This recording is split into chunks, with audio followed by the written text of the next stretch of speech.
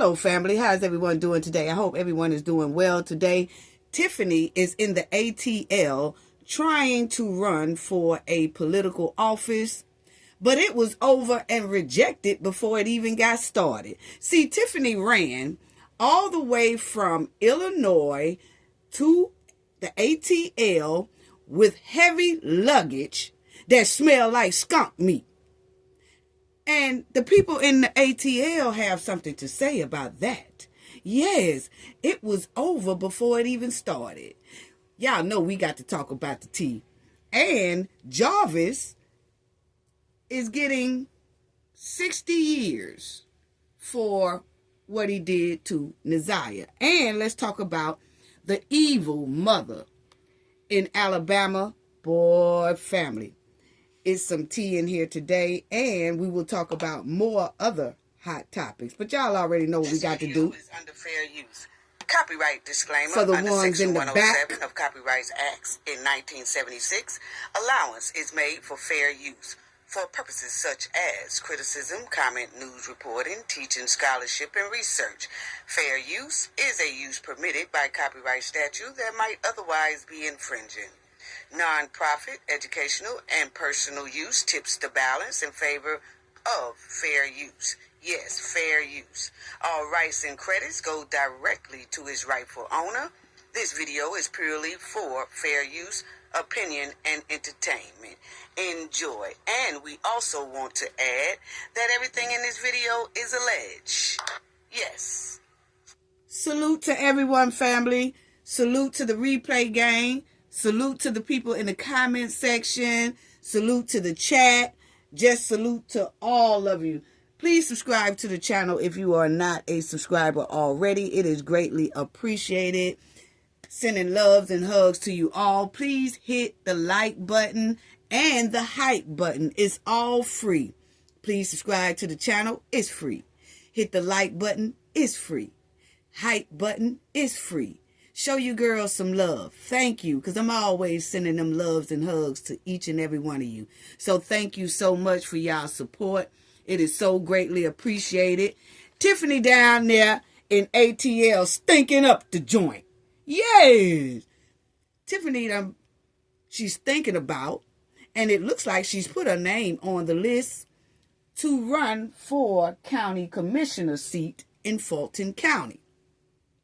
But that was rejected before it even got started. Now, she could put her name on it and all that, all she wants to, but it's not going to happen. No. Because, see, Tiffany is missing two major things anyway, okay? Tiffany is missing a major thing, and she got a whole lot of skunk meat in her luggage that she bought to ATL all the way from the Illinois. Yes.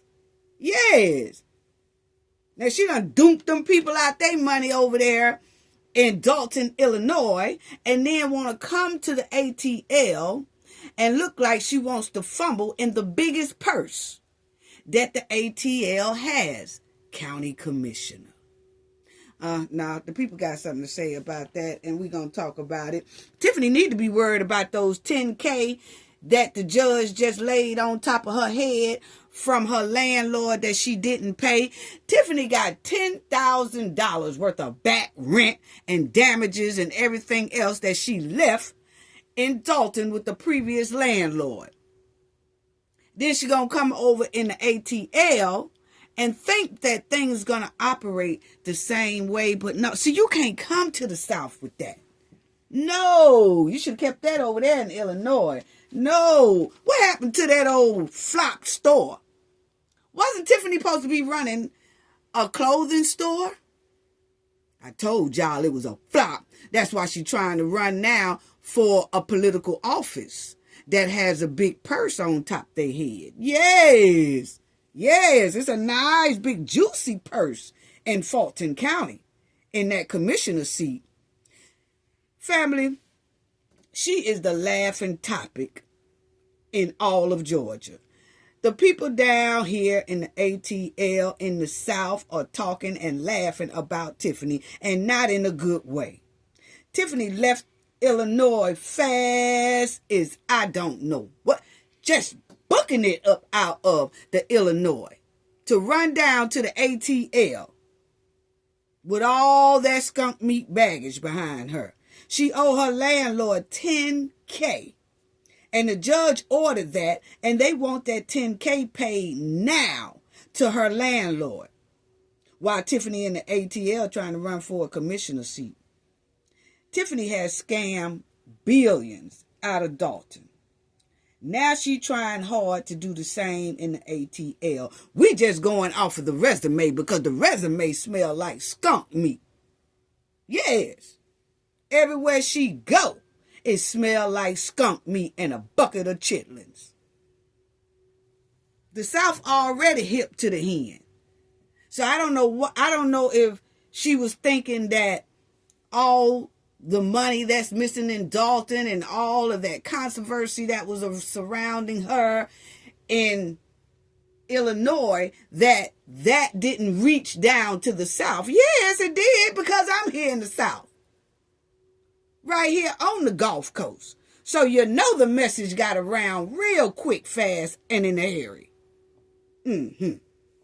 Yes. I came down here smelling up a bucket of chitlins.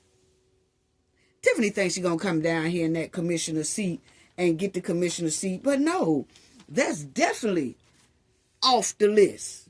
Definitely off the list. So let's talk about it, family. About Tiffany owing $10K. But you see that she's trying to run for the commissioner seat in Fulton County. That was rejected before it got started. As you see, she's running for Republican, okay? And the rest of them are running are Democrats, okay? It's really nobody in the Republican race but Tiffany. But she definitely won't win that. No, you won't, sister. Because first of all, you haven't even been living in the ATL for a year. Rejected. I don't know what Tiffany was thinking about. See, as soon as they voted her out of Dalton, they voted her out. She couldn't be mayor. Jason is the mayor now. 2 days after that, she ran down to the ATL and then made a residence, act like she was, well, she didn't act like, but she went on ahead and put her residence in. Okay, so now she's a residency of ATL. And she called herself, I'm a Georgia peach now. No, you're not. You're still Illinois. You ain't got no roots. You don't have no stomped down background roots in the ATL. So no, you are not a peach now. No, you are a rotten apple. According to what the feds got going on in your investigation, because they are still investigating Tiffany. If you call to the feds right now and ask, is the investigation still going on with Tiffany Henyard? The answer is yes. So she is a spoiled apple. Not a peach, a spoiled apple. Yeah. Tiffany thinks she getting up in here. It's not going to work. It's really not. And she is trying to enter the District 5 seat for a county commissioner in Fulton County as a Republican. That's not going to work out too well. Then we'll hear about what some of the people say in the ATL. Y'all will see Tiffany Henyard ordered to pay $10K as she eyes Georgia elected office. Well, first of all, a lot of people had it mixed up like, oh, she got to pay $10K before they let her run in Georgia. No. That $10K comes from her landlord, Janetta. Okay? She has not paid. Her and Kamal deboed that lady house, didn't pay that lady any rent, locked that lady out of her own house for a long time without paying rent, and according to the documents, they damaged that lady home just to be demonic and evil. So that lady would have to do a whole lot of fixing and things like that. That's why Tiffany got to pay $10K along with that back rent. Yeah. See, her and Kamal city slicksters, they think they're going to come down to the ATL and be city slicksters to the South. Because I don't know what it is that is some people from up north, not all, but it is some people from up north that have come to the South and think the people in the South are ignorant. They're not as smart as them. That's what they think. But in all actuality, the South has a lot of intelligence.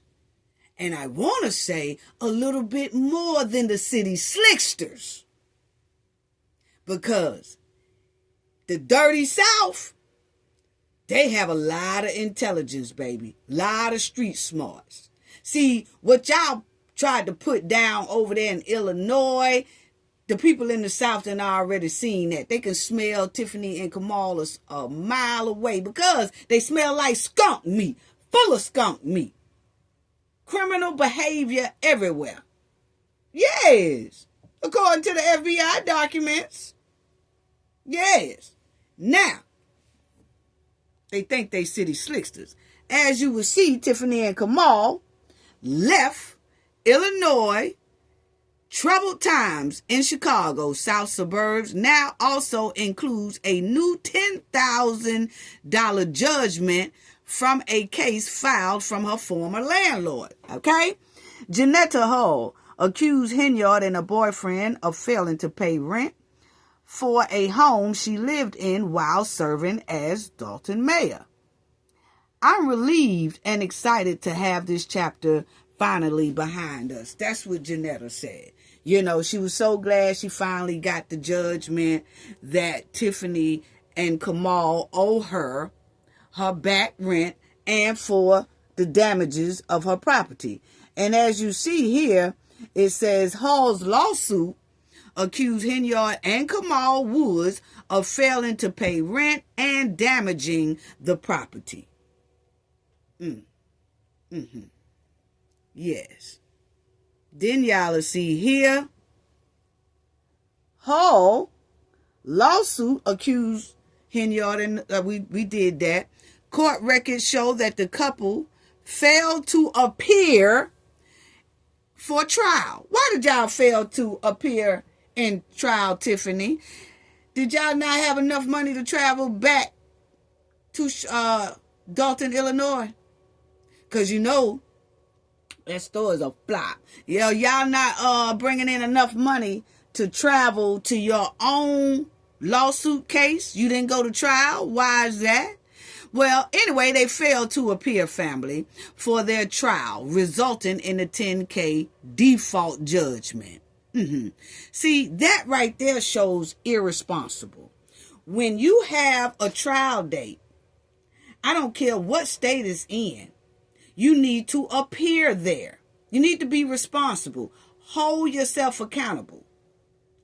And go to that trial date. And after the trial is over with, then you go back to ATL. Well, this shows that Tiffany is very irresponsible. So if she was to get a commissioner county seat, okay, she would be very irresponsible. Because it shows she don't like to appear at important dates. She don't like to appear when the judge tell her to appear. She ignores all type of judgments.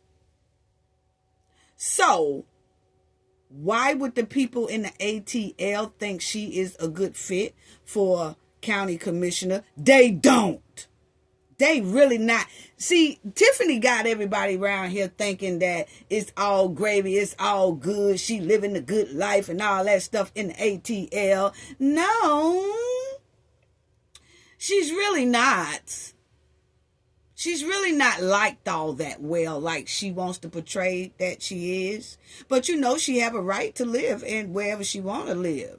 Ain't nobody gonna say anything or bother. It's just the fact that everybody already knows that she's full of corrupt behavior and she got baggage and luggage that she bought from Chicago, Illinois, that smells like skunk meat. Yes. So, I don't know why she think that putting her name in the hat, she was gonna win it. That's not going to happen. Anyway, Henyard's attorney says his client denies wrongdoing and missed the trial because she was out of the state. The attorney did not explain why Henyard chose to travel instead of attending the trial, whose date was set in December. So, he never did answer why would she choose to travel out of town when she knew that she had a trial date coming up. See, they was trying to put it like, oh, when that trial came up, she had to go out of town. No, Tiffany specifically already enrolled herself as a resident of the ATL. So she didn't leave out of town like she had to go somewhere and come right back. No, why didn't he just say, oh, she didn't attend the trial because she moved out of the state of Illinois and she's now residing in Georgia. See how people like to play on your top? Anyway. After driving Dalton, Illinois to the brink of bankruptcy in a short 4-year stint, Tiffany Henyard has decided to run for the office of county commissioner in Fulton County, Georgia, according to, news reports. What, Lord? She was a Democrat for a long time, but then, on Mad Day, she's mad at the Dems because she couldn't get back in that mayor seat and she couldn't get back as Thornton Township supervisor. So she was mad at the Dems, and then she switched over to be a Republican. But it doesn't matter how she flip-flop switch. The thing is, she has a lot of baggage behind her that smells like skunk meat that residents do not want to trust at all. Okay? Now, Tiffany wants to be commissioner in the ATL, but this is all the skunk baggage she left behind over there in Dalton. She left a lot of stank over there, and she bought a lot of stank with her to the ATL. Former Dalton Mayor Tiffany Henyard, 2021 to 2025, is the subject of extensive federal FBI and local investigation regarding her misuse of funds. Yes, millions of dollars in missing funds. Still haven't forked up any receipts, none of that. And she's being investigated for corruption as well. A 2025 report by Lori Lightfoot detailed out-of-control spending, over $40,000 in unaccounted Amazon purchases and attempts to conceal the village's true financial condition. And she think that the people in ATL wants this. Nah, dog. No. Tiffany don't understand how the Dirty South work. She really don't. The Dirty South been working like this for decades. First of all, you ain't got enough roots there. Remember what you used to tell everybody else? See, you flew here. We grew here. Yeah. You remember that? It goes the same way when you flopped your tail down there in the ATL trying to so-called start a new life with that flop store. Yeah, you flew here. We grew here with roots down. See, you just can't come in and then think that you just gonna win seats and stuff like that. You haven't been in the city long enough. You haven't accumulated enough trust. None of that. Wow. And see, the people in the ATL, the Dirty South, all that, we already know that Tiffany and Kamal think they are city slicksters because we saw how they did the people over in the village and the township in Illinois. It was straight trifling. The people in the South are not feeling the way Tiffany dogged those people over there in Illinois. Threw them deep in hardship, threw their kids in hardship, threw families in hardship. People can't even pay these high taxes because their taxes has increased because of Tiffany. Because it's like they are -5 mil in the hole in that small village. And Tiffany took off and left them in struggling mode. She didn't care. And she wants to do the same when she goes over there and trying to run for political office. That's what it's given. Her resume says it. Her resume is terrible. Threw those people in quicksand. See, in the South, we have feelings here. We have hearts here. And when we saw what Tiffany was doing to those people in Dalton, Illinois, and the township of Illinois, we automatically wasn't feeling Tiffany. Not the way she did them people. And then have the nerve to come and most likely think that that same trick that she ran on them over there in the village, that she can run it over there in Fulton County. Nah, dog. I hate to tell you, that was rejected before it even got started. Yes. Now, check it out. Tiffany wants that commissioner seat, right? Yes, county commissioner are directly responsible for managing the county funds. Yes, they hold the power of the purse. Oh, wow. Tiffany really picked one then, right? Because, see, that commissioner holds the power of the purse. The same type of purse she was holding out of Dalton purse. Yeah, that she was going all on those trips and their money is missing. Unauthorized purchases. Yes, investigations. All that. Yes, buildings and land that disappeared. Yes. So, the position that Tiffany wants to run for is a position that holds the power of the purse, which includes approving for annual budgets, setting tax rates, tax levy, allocating funds to departments, transportation, public safety, managing county property. Wow. They said Kamal was selling properties that was over there in Dalton when Tiffany was mayor. Yeah. And one of the properties he sold to some restaurant owners, right? Yeah. Anyway, authorizing contracts. Oh, Tiffany got FBI subpoenas stacked on top of her head right now for unauthorized contracts. Yes.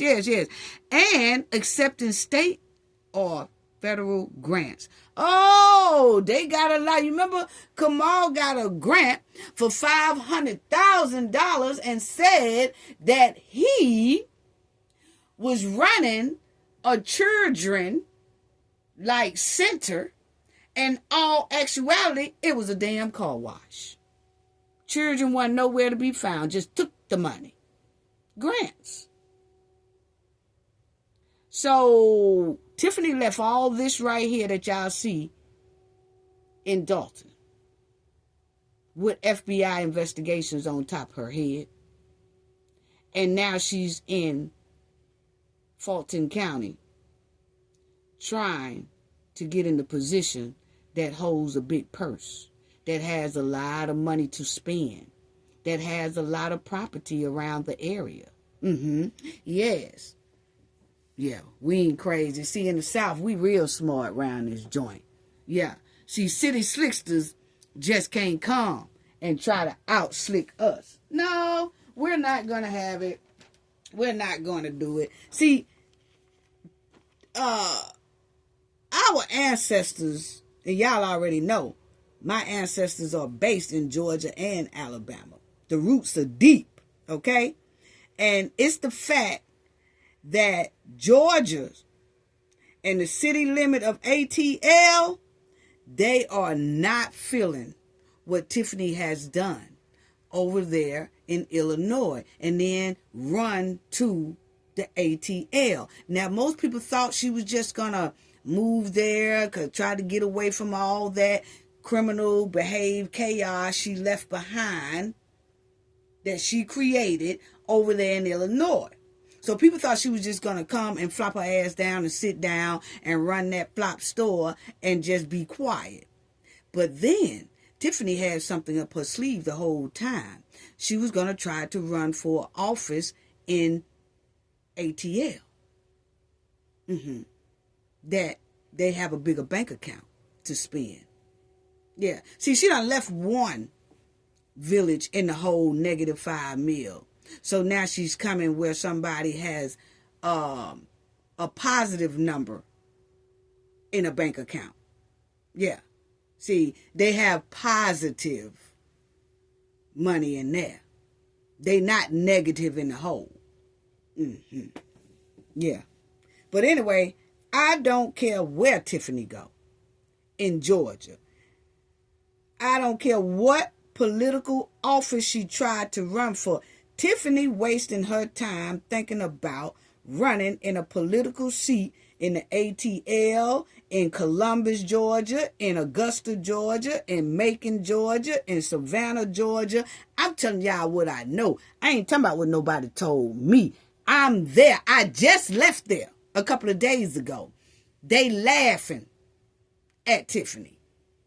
They laughing at her. She has a right to run, but it will be rejected because, first of all, she has not been living there over a year. No, she hasn't. Check out this. And let's hear what some of the people had to say about this little run that Tiffany is putting down.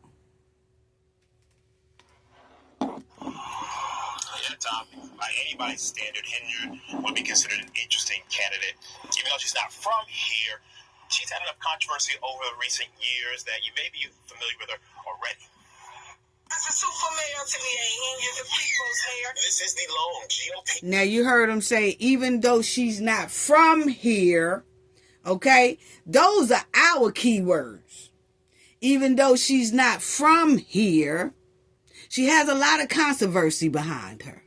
So, see, they getting the word out now, which the word had already been out. There's so many people laughing at Tiffany just for even thinking about putting something in the hat. Why don't you go back to Dalton, Illinois, and help them dig up out of that -5 mil you helped them get in? Yeah. Why don't you do that? Make things right there. Make things right with the township. And then come and try to run for office. At least you could say, hey, yes, I left them in the bind, but I went back and I pulled them out of that bind. And now I'm here starting a new life and I want to run for this. Oh, no, that's too much like right there. Too much like right. Check it out, family. For South Fulton County on the Fulton County Commission. That's District 5. Yeah, Tom, by anybody's standard, Henyard would be considered an interesting candidate. Even though she's not from here, she's had enough controversy over recent years that you may be familiar with her already. This is Super Mayor Tiffany Henyard, the people's mayor. This is the lone GOP candidate for South Fulton County on the Fulton County Commission. That's District 5. I just wanted to make a video, show you guys what I'm up to. Down to earth, full of energy, and full of drama. Full of drama. Illinois voters, a Chicago suburb. But baby, you notice they said she's not from here, full of energy and full of drama.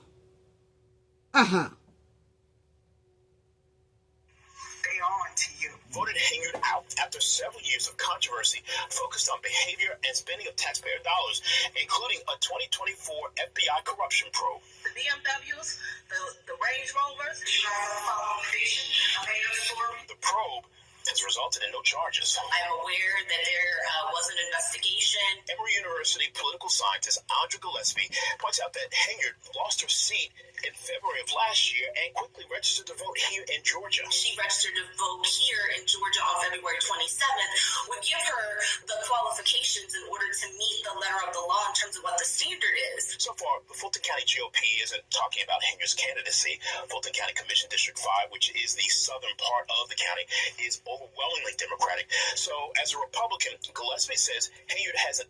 So she registered as a resident February 22nd, right? But Tiffany started putting her name in the hat before February 22nd, right? And even though she put her name in the hat, it don't matter when February 22nd comes, it really labels that she's been a resident for a year in February 22nd of this here year. Okay?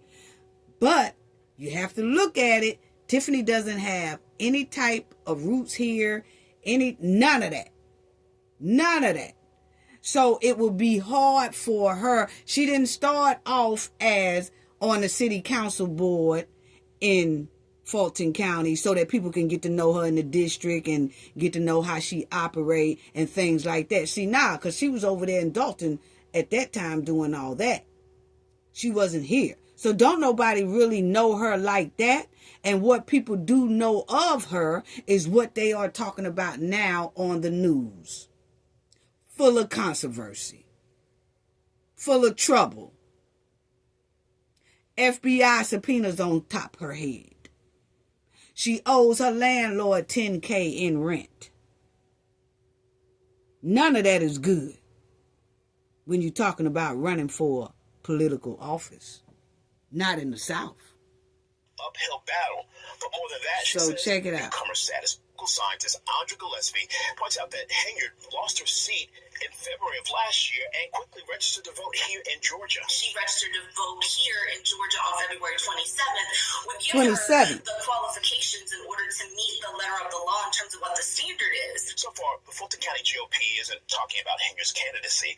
Fulton County Commission District 5, which is the southern part of the county, is overwhelmingly Democratic. So, as a Republican, Gillespie says Henyard has an uphill battle. But more than that, she says newcomer status, her connection, is a bigger issue that a Democrat will exploit. I am known in the community, and this person is a newcomer yet who hasn't earned the trust to be able to, run credibly for this. What I say, she hasn't earned the trust. Now, you notice Tiffany had this up her sleeve when she knew that she wasn't going to be able to beat Jason, and when she knew she wasn't going to be able to beat Napoleon. She then quickly seen that Georgia, down there in the ATL, Fulton County, they have an election that'll be coming up in one more year. So what she did last year was hurried up and ran down to the ATL, register as that's now her resident. She did that February 27th. And she said, okay, if I hurry up and do it now, then by next year, February 27th, 2026, I could put my hat in the ring and then I can run for an office in the ATL. So that's what Tiffany did. That's why she hurried up. You notice they say about 2 days after Tiffany realized, I guess she wasn't going to be able to hold either our position in Dalton or the township, she hurried up and ran to the ATL and registered and put in a residency so that when this here election come up for a county commissioner, she can apply for that because that's one of the biggest bags in Fulton County. That's a bag seat right there. And that's what she did. But she wasn't thinking about, hey, you barely met the threshold. But on top of that, you was already, when you get ready, you can put your name on the list, but you basically rejected anyway. Because like they said, you got too much controversy, and the Democrats is going to use that against you. And then they're going to use the fact that you're a newcomer. That's what the lady called. That's what we call them down here. That's a newcomer. That's a newbie. Yeah, that's a newbie. What you thought because they say hello and smile in your face that they really liked you? Not for real, because they know what you did. Okay? You still considered a newbie. And no, you are not a peach. You're a rotten apple. Continue. All right, now a judge recently ruled that Henyard has to pay $10,000 in unpaid rent back in Illinois. We did try to reach out to the candidate, but so far have not heard back. Yeah, you ain't gonna hear nothing back. You ain't gonna hear nothing back. She don't want to talk about them $10K that she got to pay over there in Dalton. She don't want to talk about that. No, we don't want to talk about that. See, basically, my opinion, family, I'm just hoping to get up in this here county commissioner seat, and then I'll be in charge of all this doggone money that y'all got a big bag over here. Then I could take the $10K up out y'all bag and pay her. I could pay my back rent with y'all money if y'all just let me get in there. No, it's rejected already. Watch, she's not getting in there for the simple reason everything you just heard. She's a newbie. She barely meet the threshold of resident for 1 year. And if she put her name in that hat one day before the 27th, they automatically going to use that as a disqualification. They're going to say, no, she should have waited until after the 27th or the 27th. And then she could say, I've been here right at 1 year. But if Tiffany put her name in the hat before the 27th, they're going to use that to say she can't run. And that's what a lot of people down here are saying, that her name actually kind of went into the running a little bit before the 27th. Okay? Which will say she 2 or 3 days short of being a resident for a year. But even if they let her slide with that, and even if she put it in on the 27th, she can put her name in the hat. But boy, they already talking about how they gonna put her through the ringer. They gonna bring up everything about Dalton and all that. The heat is actually gonna heat up on Tiffany. See, instead of her sitting somewhere laying low, she just bought all this stuff right back up for the feds to watch. Because that investigation is still going on. Even though she has not been accused of any wrongdoing right now, she just have a lot of subpoenas. Her and her homies have a lot of subpoenas stacked on top of her head. Okay? But she hasn't been considered doing any wrongdoing yet. But everything that the subpoenas have is full of corruption. Full of corruption. And Tiffany treated Dalton like New Jack City. Because y'all remember she was trying to be like Nino Brown. Y'all remember that. She tried to be like Nino Brown. That's how she was trying to run Dalton, Illinois. And it looks like she's trying to come to Fulton County with that. And I can tell you right now, in the dirty South, that is not going to work. No. That seat, dealing with all that money, after Tiffany done duped Illinois out of millions, that's what the feds papers say. Where are those receipts anyway for all those millions that you duped off? Yes, with all that criminal behavior. And Tiffany got over 40 different lawsuits stacked on top of her head in Illinois.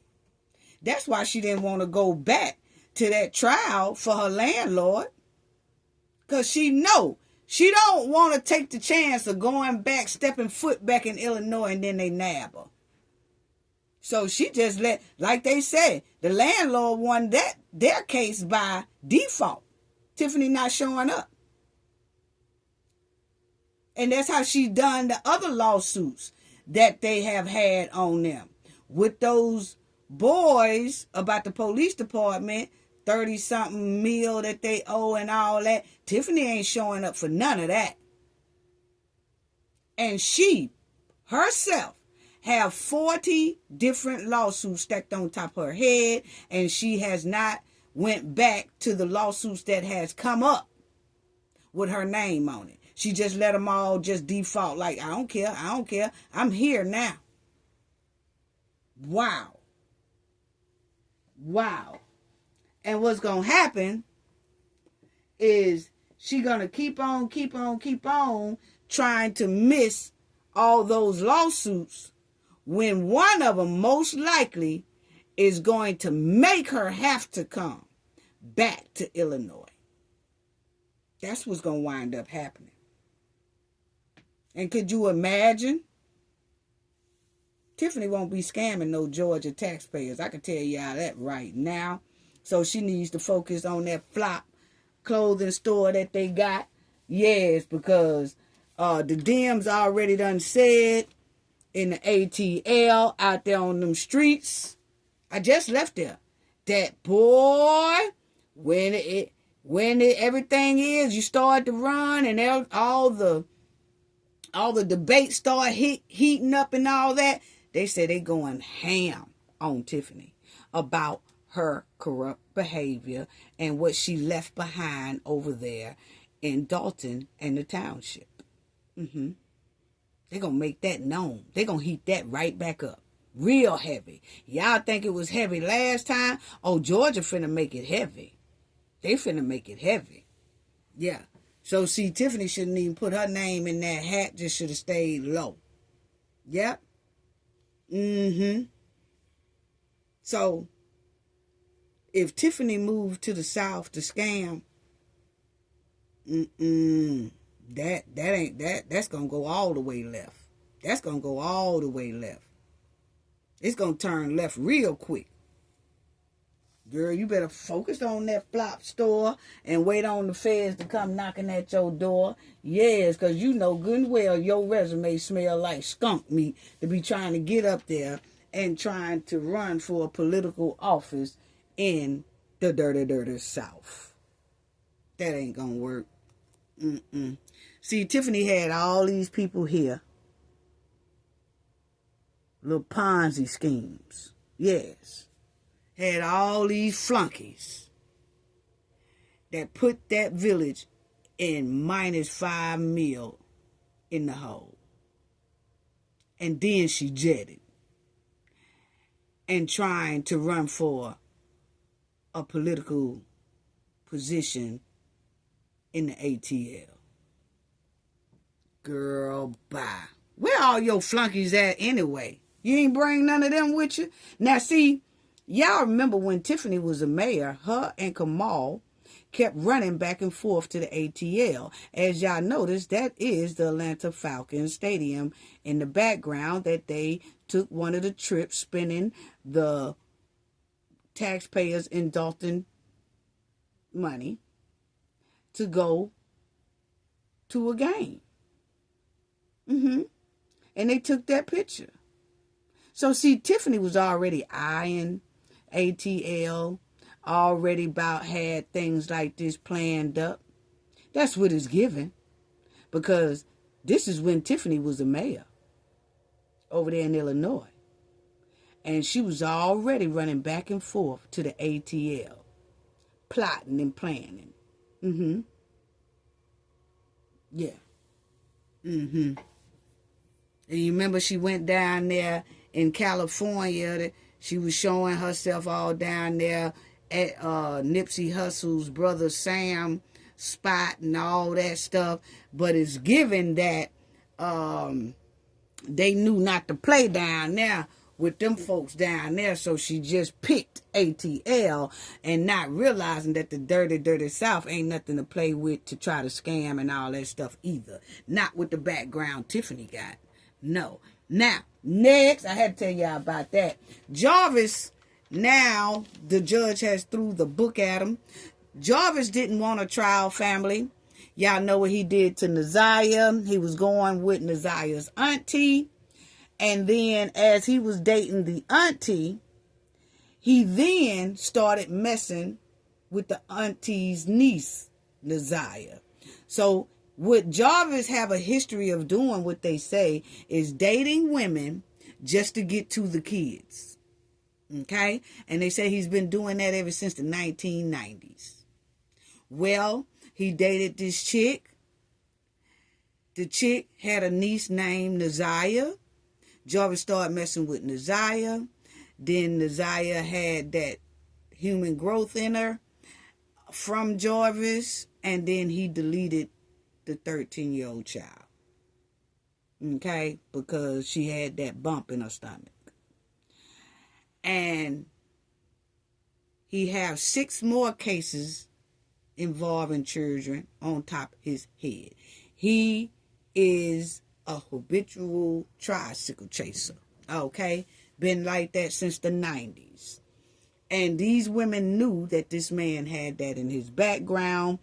But I guess because they thought he looked good or he was handsome, had some wavy hair and all that, they went on ahead and was talking to him. And most of the women that he talked to, he felt like they wasn't all that attractive, so they would be happy to have him, and it'd be easier for him to get to their kids.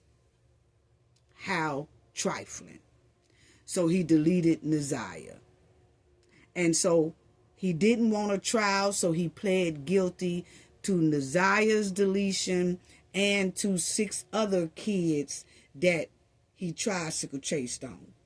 Okay? Wow. So the judge threw the book at him the other day, and in Naziah's count, he said 30 to 60 years. Then for the other 6 counts, he had like 30 years, 30 years, 30 years, 30 years, 30 years. If you add those lowest up, because he gave 30 to 60 for Naziah. So if you just leave out the 60 and just say 30 for Naziah, 30 for the second count of another child, second for the third child, another 30 for the fourth child, another 30 for the fifth child, you would see that his years are basically at about 120 years. That's basically life. Okay? That's basically life. But instead of saying life, the judge put him in years. 30 to 60 for this one. 30 to 30 for this one. 15 to 30 for that one. 15 to 30 for this one. 15 to 30 to that one. 15 to 30 for that. Naziah is the only one that's 30 to 60. Well, if you add all those up, he'd be sitting there to about 120 years. Yes, in prison. He don't need to be out no way in society. No, he does not. So check out some of the news clip of Naziah that they had regarding her thing. Check it out, family. Okay. Okay. Emotional day in court. It has been 2 years and 2 months since I reported. Now that's the grandmama. I want you to know that my life will never be the same. I had to remind myself that my and that's the auntie. Isn't coming back. That's the chick who Jarvis was dating. Naziah's auntie. He was dating her. And then as he was dating her, she bought him in the house where her, Naziah, and her mother reside. And he started messing with Naziah. Okay? And she knew his history. She just turned a blind eye because she felt like Jarvis was so-called fine. And so she was willing to damn near sacrifice all the kids just to be with Jarvis. Wow. So check it out. And this the grandmother sitting up there crying. And my thing is, she waited until the next day to even report Naziah missing, knowing Jarvis' history, knowing her daughter was dating a tricycle chaser, knowing it was some signs that Jarvis was into Naziah. And when Naziah came up and didn't come home from school, this lady didn't even get alarm. Oh, well, you know, she's probably out there doing what she ain't got no business doing. She'll be back and all that. In all actuality, she was in harm's way with Jarvis. Now she's on the stand crying. Basically guilt, but we'll talk about it. Check it out, family. Since I report Naziah missing, I want you to know that my life will never be the same. I had to remind myself that my Naziah isn't coming back. I hope that every victim and my niece and nephews can heal. Jarvis Butts sat stoically in a green jumpsuit, a mask covering his face, his arms and legs shackled as one by one women spoke of the impact the 43-year-old child predator has had on their lives. Butts will spend the next 35 to 60 years in prison for killing 13-year-old Naziah Harris, bringing it into years of terrorizing young girls. A number of people were ejected after an argument broke out. Harris's grandmother, Annette Harris, her aunt, Marquita Harris, along with Butts' sister, Tijuana, as well as some of Butts' previous victims, all giving powerful impact statements. My brother knows that I've been victim of sexual assault, and he knows the pain that it causes. I can't understand why he would want to cause that. Now, she said she was a victim of a tricycle chaser messing with her. But my thing is, his sister saw him with Naziah the very same day Naziah disappeared. Okay? She saw him with Naziah. She said that once Jarvis told her, oh, that's my niece, she said she left it alone. But why did she leave it alone, knowing that her brother wasn't supposed to be around any kids? Any kids. You know? But, you know, she said that she took her car to him for him to fix her car, and that's where she saw Naziah. Okay? But she didn't call the police anything because her brother said, Jarvis, that that's his niece.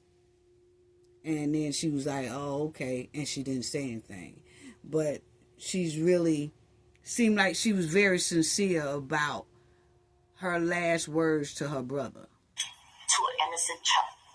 Butts sat silently, saying nothing when given a chance to speak at the end. Butts and Harris knew each other because he was the father of her cousins. She disappeared on January 9, 2024 when she didn't return home from school. Butts, whose criminal history goes back to 1997, had a history of targeting and befriending women, then getting close to them before eventually grooming and sexually abusing their daughters. And it appears that all that may have finally ended with him being let out of that courtroom in shackles. I hate you. I wish nothing but the worst for you. I despise you. Each of the powerful voices. Wow. Well, family, let me say this right here. Because, let me say this right here. I want to show the grandmother, because the grandmother, you know, the grandmother just, she knew what this man was. She let this man in the house with her daughter. Then he started messing with her granddaughter, Naziah. Everybody turned a blind eye for Jarvis. Okay? It was almost like Jarvis was a big prize to them. Like they never had any man that they could just say, oh, this is a bootleg Christopher Williams here. Let's keep him. Damn what he doing in the house to these kids. We just don't want to let him go. What? And the mother waiting, the grandmother, she had custody of Naziah. It was so many people that failed Naziah. So many people, down to the aunt that Jarvis was dating. And Jarvis had kids by the aunt.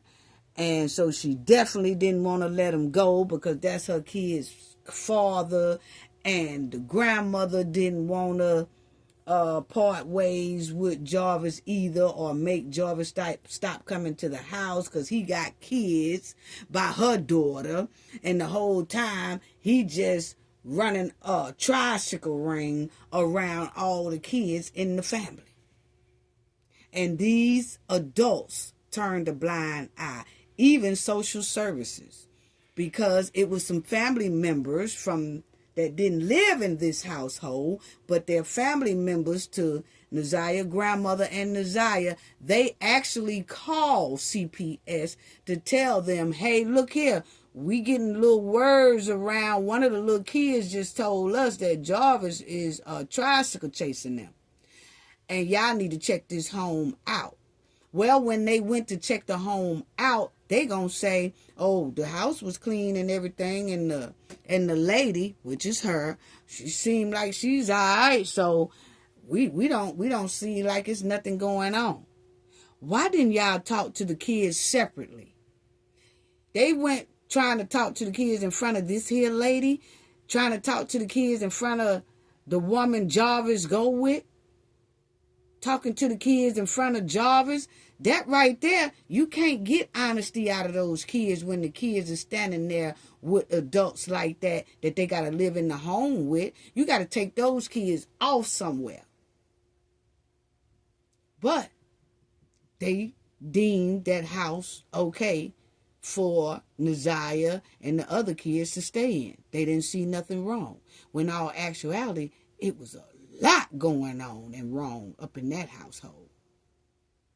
And it's given that Naziah's grandmother right here was feeling a whole lot of guilt with this donated ass wig on. But let's hear what she got to say. I wasn't feeling this at all. At all. Check it out, family.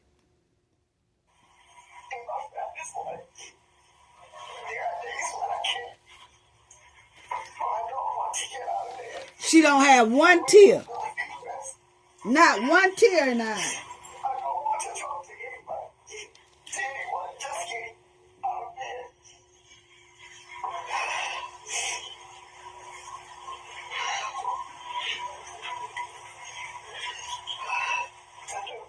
The basic everyday things that I miss. I'm sorry.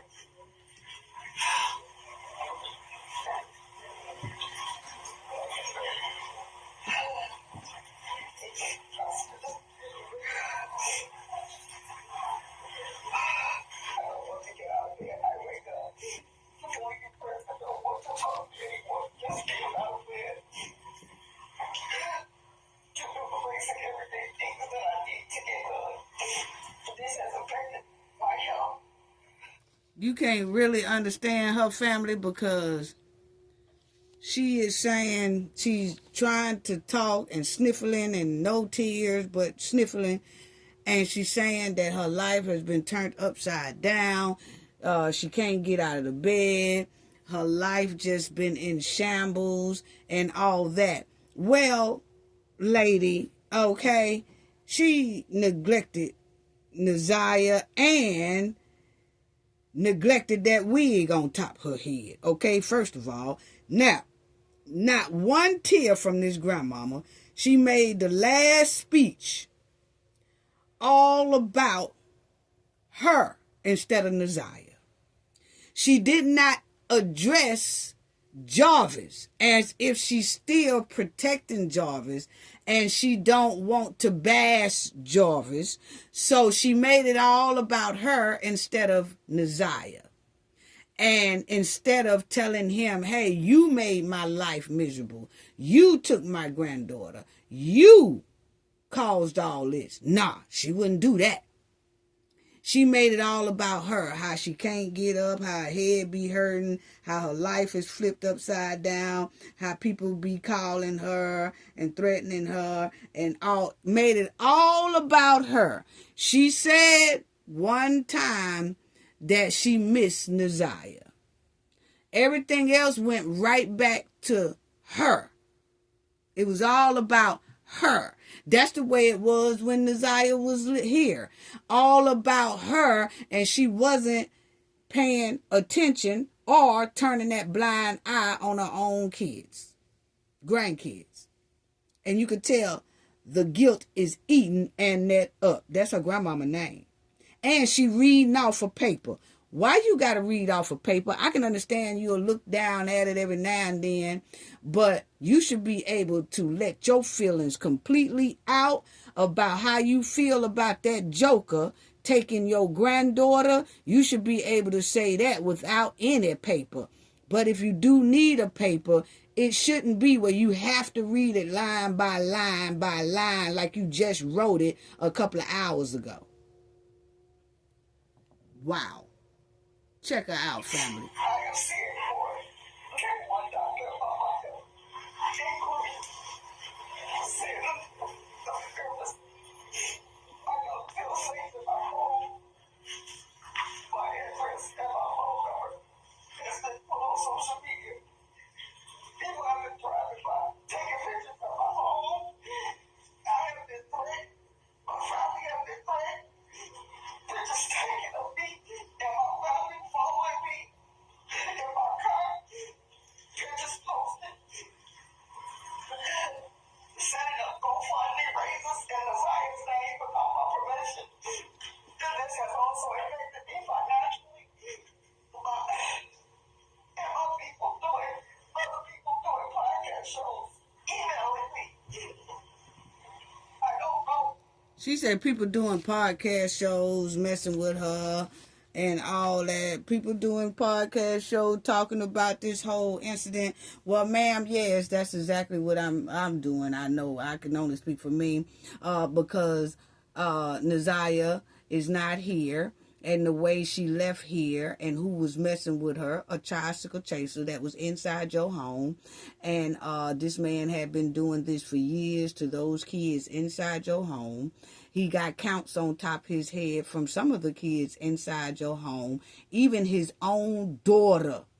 His own daughter.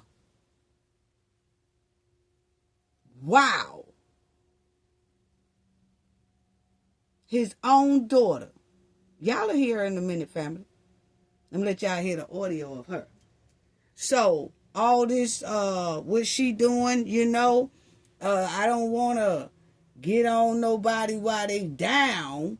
But, you know, while you saying that podcasters are talking about this, yes, that's what we do when we see trifling stories like this. And trifling guardians. Yeah. We talk about it. And? Not one tear. That's why she keep hiding her face.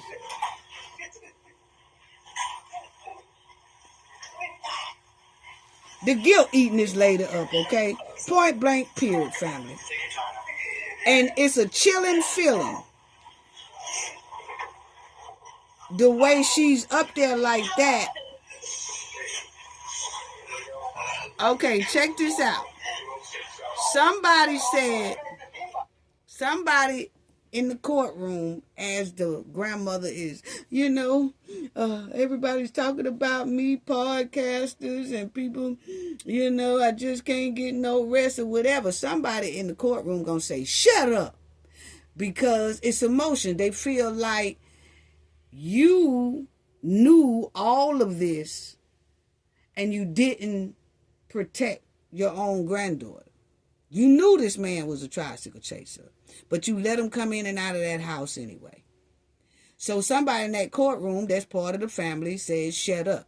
And the judge said, hey, no outbursts. And then that's when a little chaos started. So just check it out.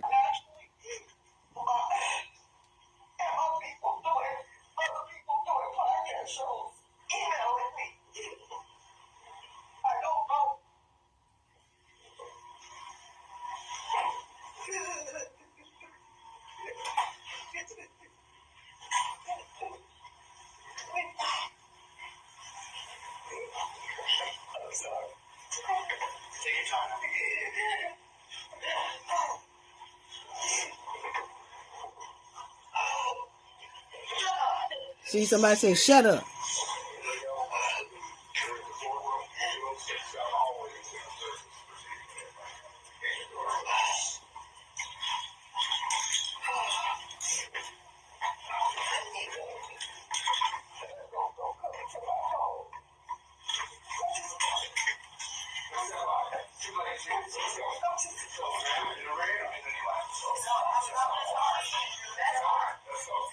So see, now they got a commotion in the courtroom because everybody telling her to shut up. They don't want to hear what she got to say, so the judge putting them out of the courtroom.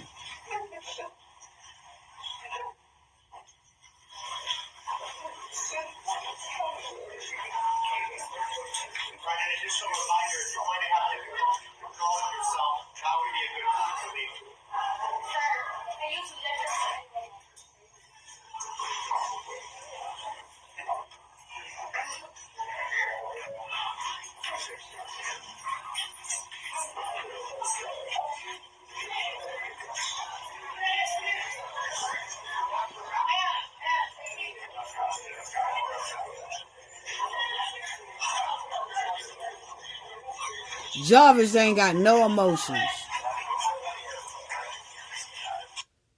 Okay, so as y'all see, Jarvis is sitting there. He don't care nothing about that grandmama crying. None of that is touching him at all. He don't care nothing about what that lady talking about because it's given that he feel like, man, y'all knew what I was. I've been like that since the 90s. I was a tricycle chaser, went to jail for it, got released, went back to jail for it again for another child, got released, and then y'all let me in y'all home with all these kids, and then I was bearing kids with your child, and we had kids, and I messed with one of my kids too. So don't sit up there and cry like you don't know what's going on because y'all knew. That's the way Jarvis was sitting there. In my opinion, that's exactly what it was given. Okay? And y'all know about the Naziah story. And for those who don't know about Naziah Harris' story, just go back and look at some of my videos on Naziah Harris. Because the grandmother, the auntie that was dealing with Jarvis and had kids by Jarvis, they all knew. They all knew this man was a terrible tricycle chaser. And actually the auntie had found out that she seen some text message of Jarvis and Naziah text messaging each other. She still didn't let Jarvis go then. She kept Jarvis around and in the household. Wow. So see, that's why somebody is hollering in the background, just shut up, you know. Basically, we don't want to hear none of that you talking. Okay? So, my thing is, family, is that the auntie, rest in peace to baby girl Naziah, and you know, Jarvis was supposed to tell the court what he did with Naziah, but he hasn't said anything. I didn't hear the courts tell what because that was part of him pleading guilty, doing a plea deal. He was supposed to tell where she's located, you know, but they didn't say it in court. I don't know if the judge and the lawyers and stuff know and just not telling it to the public, but that was supposed to be part of his plea deal, that, hey, I'm pleading guilty. I tell y'all where she at, or, you know, things like that, so that her family can get her and then put her to rest in peace. But I didn't hear them say that anything in court. Now, far as the auntie family, the auntie, this is the one that Jarvis was dating, Naziah auntie, okay? She did make a statement to Jarvis, and she talked directly to Jarvis. I think she talked more to Jarvis in this court because, one, that's her baby's daddy, okay? And she was hurt that she can't be with him no more. And that people are on her bumper about continuing the relationship with Jarvis for years, knowing his terrible tricycle background. So she did address him the way the grandmother should have done, but didn't. But check out some of what she said, family, to Jarvis in her last statements of his sentence. Okay? This is what she said. She's speaking low, but see if you can understand her. If we heard, seen, or even physically touched Ms. I. This has tremendously affected my family and I mentally, physically, and emotionally. Since this case started, we have been physically assaulted in public, cyberbullied, harassed, stalked, and so much more. I became homeless, lost several jobs in the past. She said she became homeless and lost several jobs. My life, my family life, will never be the same again. You have taken something so precious from us, and we will never do that. Every morning, every day, every month, and every day, I have to remind myself that my desire isn't coming back. Our life will never be the same again. Justice is deserved. You're still able to live.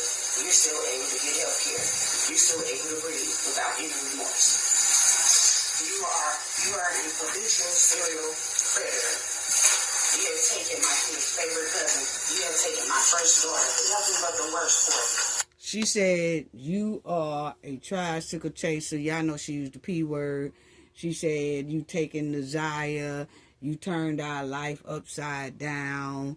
All that. Okay, so listen. I despise you. She said she despised him. My children were removed from my care temporarily because of you. My children's behavior has changed. She said her children was removed from her home temporarily because of him. Okay?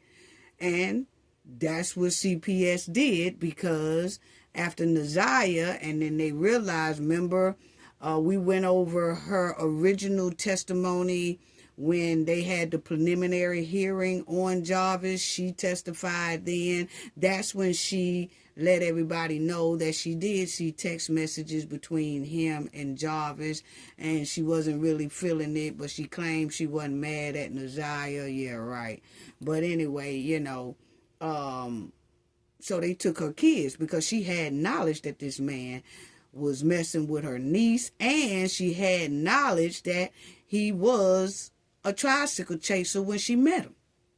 And she still let him in the home. So that's why they took her kids temporarily. She talked like she got her kids back now, whatever. Okay, so check it out. You have gave the world a whole story to talk about, but today we're here to tell you how this made us feel. Justice will never be served. Going back to the house where Nasiah lived doesn't feel the same anymore. I don't sleep at all anymore. I recommend that the court give him the electric chair if that's what Michigan, if we had that. A life for a life. And she said she recommend that the court give him that chair, okay? A life for a life. So she talking directly to him. But Jarvis got his head down. He ain't studying her. We will never know her last words. We will never know if she suffered in pain. I can't really say or express how I really feel to this whole tragic situation. Since January 9th, 2024 will be the day I never forget, the day that I got the call that she never came back home. I never live with myself. I never be able to hear her voice. I never be able to physically touch her. I never be able to see her smile. I never be able to. Okay, so she says she'll never be able to see Nasiah smile again. She'll never be able to do any of that because of Jarvis, okay? And that she want the court to give him that chair if they have that chair in her hometown, okay? Now, my thing is, this is what her That's what she brought home. That's what she brought home to mama. Okay?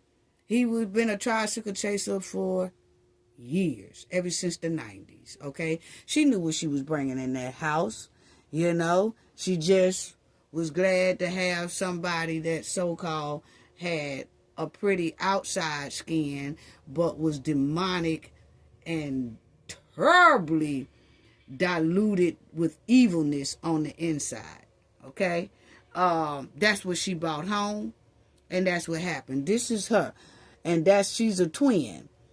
Her twin sisters in the background, the two Big Mac sisters. Yes, the two Big Mac twins. Okay? Brought Jarvis into their family home because they was thirsty. Thirsty for a man. That's all it was. That's all it's given. That's all it's given. They was thirsty as hell, you know, and that's kind of messed up. But that's her, and that's Jarvis, you know, and that's Jarvis' sister, who said, and she had more heartfelt last message and words to her brother than any of the other ones. Now, this grandmama, she already know. Don't nobody be feeling her. Ain't nobody feeling her at all, because the neglect was too hard. And then reading off of paper, this was just a chilling feeling when I saw this lady up there.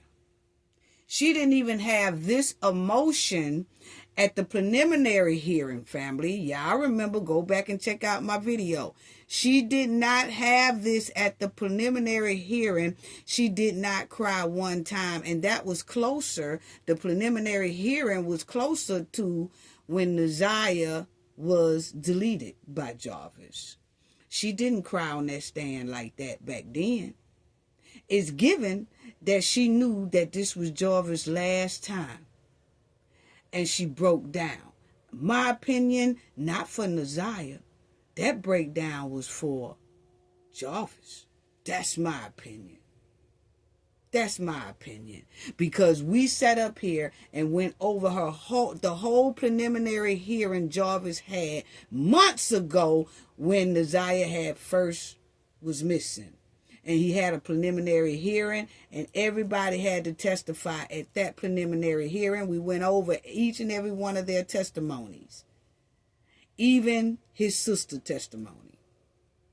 The grandmother did not even act like she was fazed that Naziah, even the female judge at the time, it was a black female judge, she was looking at the grandmother when the grandmother was answering questions in disgust.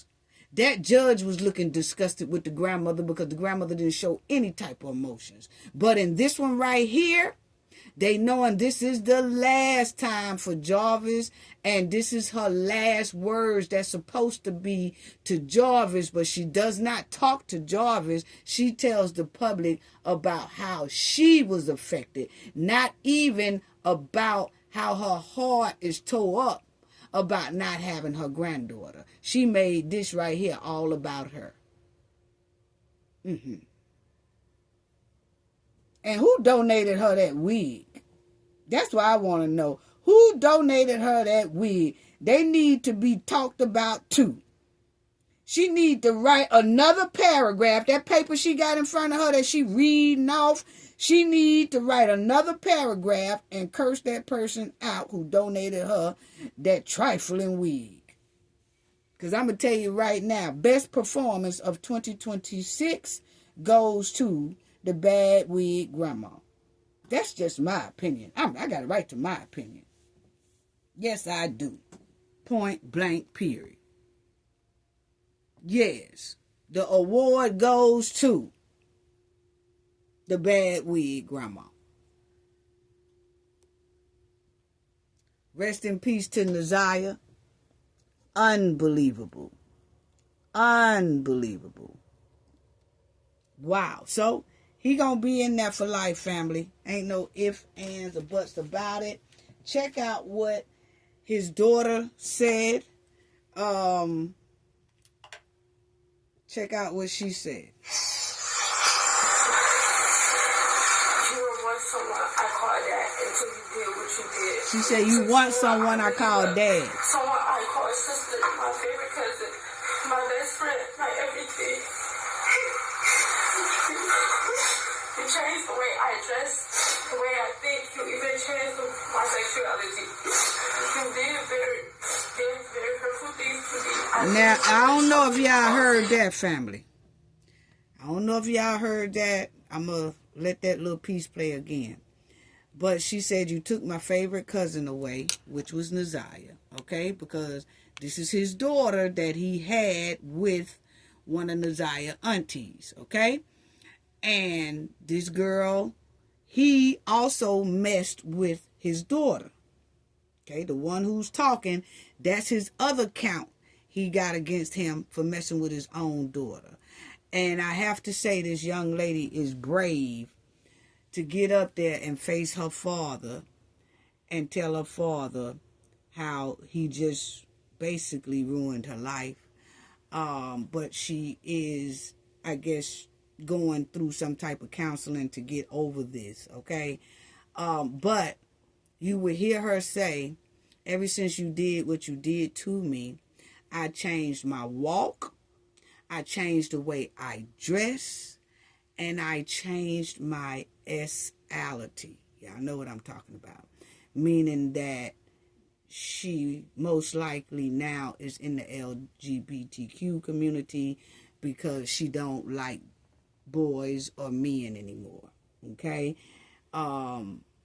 So check out what she says again. She says it, I changed the way I walked, I changed the way I dressed. You did very hurtful things to me. I didn't put in the trouble you caused me. I no longer look at you as a father figure, no longer as a hero. But now I look at you as a monster. There you go. It made me look at men different.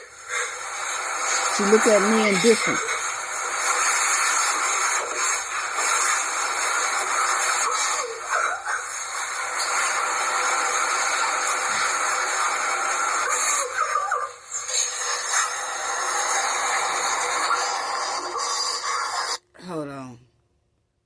Hold on, family. I called that until you did what you did. You took someone I really love, someone I call sister, my favorite cousin, my best friend, my everything. You changed the way I dress, listen, the way I think. You even changed my sexuality. Sexuality. Very hurtful things to me. I didn't put in the trouble. So, wow. And family, I have to say that when his daughter started crying and talking, back off and on, that was the first time I've ever seen Jarvis show emotion. You can see his jaws was tightening up, letting loose, tight up, let loose. His jaws there was being tight, let go, tight, let go. You could see his throat was going in and out like he was, sniffling himself. You could see for the first time Jarvis teared up. Nobody else. We went through his preliminary hearing months ago. We also are going through this trial. Jarvis never showed emotion. He would always have his mask on, head down. He never looks up. This was the first time Jarvis' eyes looked straight up. And then it dropped back down.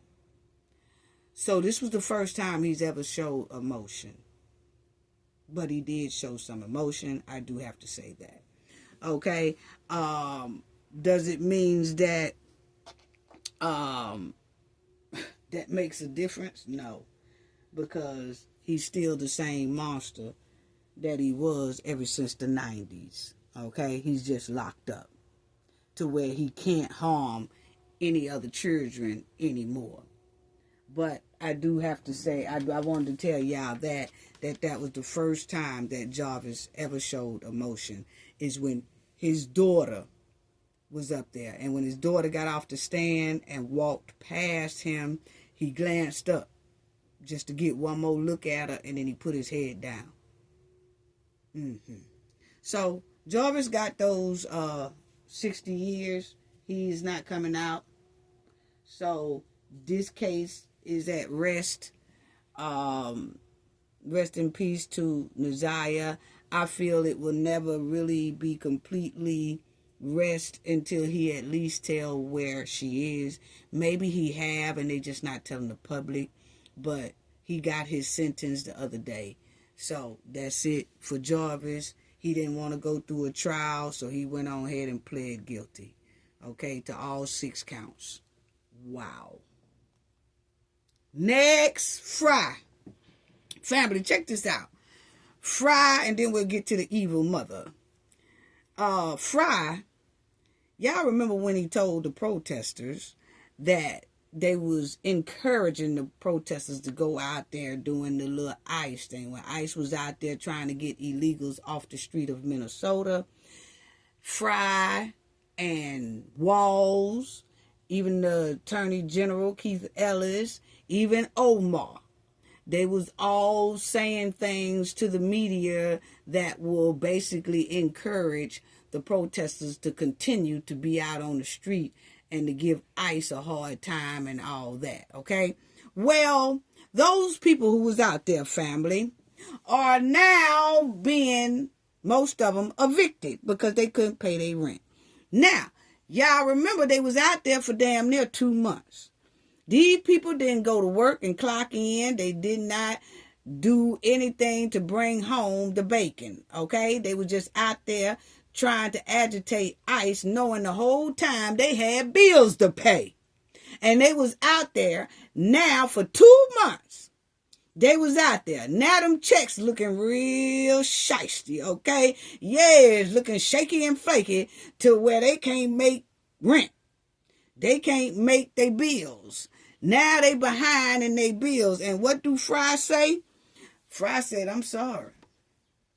I'm sorry. Only thing we got for the city is to give $1 million and try to split that between all y'all. But, you know, hey, that's all we can do. So the city council board, family, they got together and they said, okay, let's vote on giving the people 60-day notice instead of 30-day notice. That way, maybe some of the people can, if they get a 60-day notice, maybe 60 days will help them kind of catch up on their rent. And then they can pay their landlord a little lump sum. And maybe the landlord won't put them out if they continue to drop a lot on their back rent, right? Well, Fry came and it passed. It passed through the city council to give the people 60 days instead of 30 days, okay? Well, Fry came and said he gonna veto that. He said, nah, y'all ain't finna move no 60 days for nobody to get no notice. It's gonna stay at 30 days. What? You the one encouraged them people to go out there and you don't even want to give them 60 days. You see how people do your family? They will encourage you to do something and encourage you to get in trouble and all that. And as soon as you get in trouble, they take off. They haul ass. Yes. And he said, he not giving nobody no 60-day notice. He said he finna veto what the city council passed because that is not gonna work. What? Now Fry, Walls, Omar, those Somalian fraudsters, and some of those paid organizers that pay protesters and all that, they told these residents to, encourage these residents to go out there in that street and act a straight donkey with ICE on them streets. The residents was encouraged to go out there messing with ICE, starting chaos, blocking the streets, blocking ICE from doing their job, all that. A lot of protesters now are facing eviction because they chose to protest in that freezing cold weather instead of going to work, clocking in, and bringing in that bag. Illegals stayed in the house because they knew if they came out, they would get arrested. The Somalians stayed in the house, those Somalian fraudsters and everybody, all the Somalia community basically stayed in the house because we didn't see them. All we saw was white tea people, Hispanic people out there cutting up. Now, they've been out there for 2 months, not bringing home no money, and now they about getting evicted. And so now they need help to stay inside of their apartment. The city council voted, okay, let's give them 60 days instead of 30 days. And Fry said, oh no, we keeping it at 30 days. What? See there? Those Somalians stayed inside in they shack while the white tea people and other nationalities was out there protesting. Now, some of them are getting evicted. A lot of them, they say, are getting letters with evictions. Now they behind in rent. Wow. So, check this out, family. Check this out what they saying about the protesters are behind in rent. Wow. I sat down with Minneapolis Mayor Jacob Fry in his office in City Hall this afternoon. The mayor tells me if the city council approves this $1 million plan for rental assistance, there is a nonprofit in town that has agreed to match that $1 million. Now, the mayor also saying he will veto the city council's ordinance that would give renters 60 days notice before filing an eviction instead of the current 30-day notice. And see, he said he's going to veto that. They not going to be giving those 60 days. And he said it's an organization out there in Minnesota that's willing to give him $1 million. And, well, he said he's going to get $1 million out of the pot, out of the Minnesota pot. And then it's an organization said they will match his $1 million, which will be $2 million, to try to keep some people inside of their apartment. But that's all he can do. Now, y'all seen how many people was out there protesting, okay? Talking about some ice out. Now, all those people who was out there, them $2 million is not going to be able to help all them people in back rent. Because most of them are at least 2 months behind because they was out there on that street showing they behind.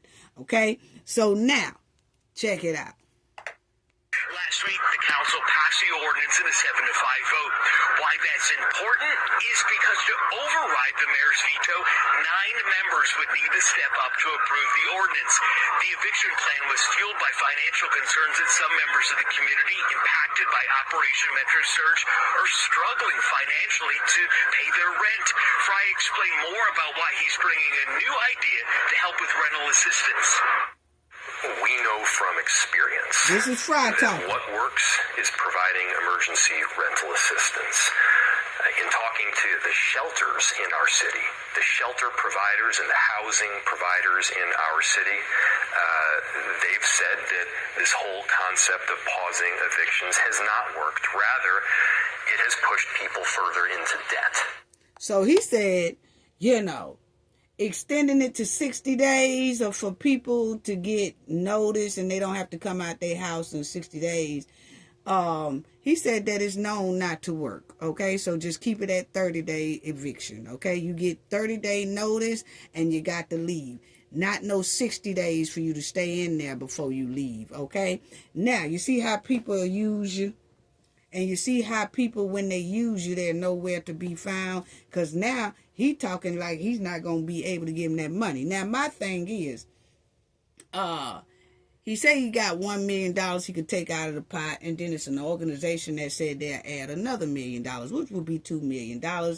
Really not enough for all those people who was out there protesting that need rental assistance because they behind and about to get evicted, okay?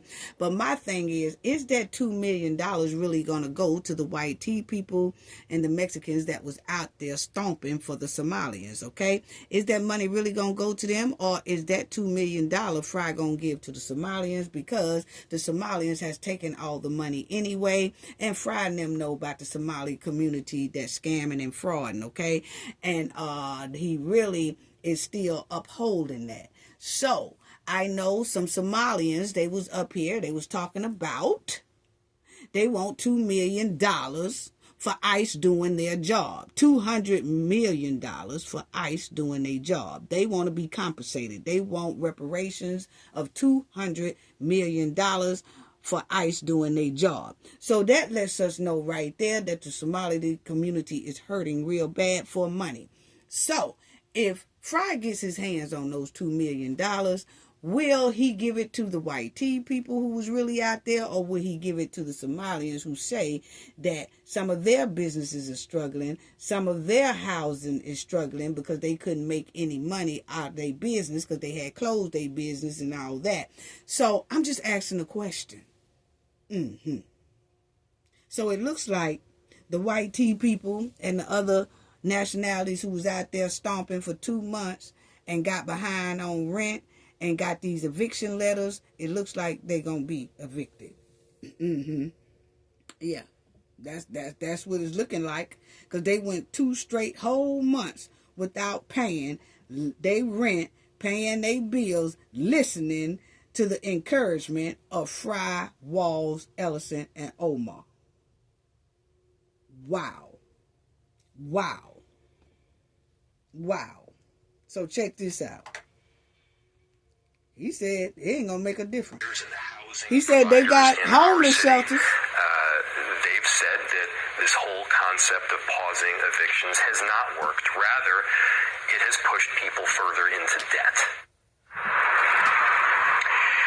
After I spoke with Mayor Fry, went a little further down the 3rd floor to Councilmember Robin Wansley's office. She's behind this eviction moratorium ordinance. She's upset that the mayor is vetoing it, and she told me that $1 million that's being offered by the mayor, well, she said that's not enough. Exactly. Struggling.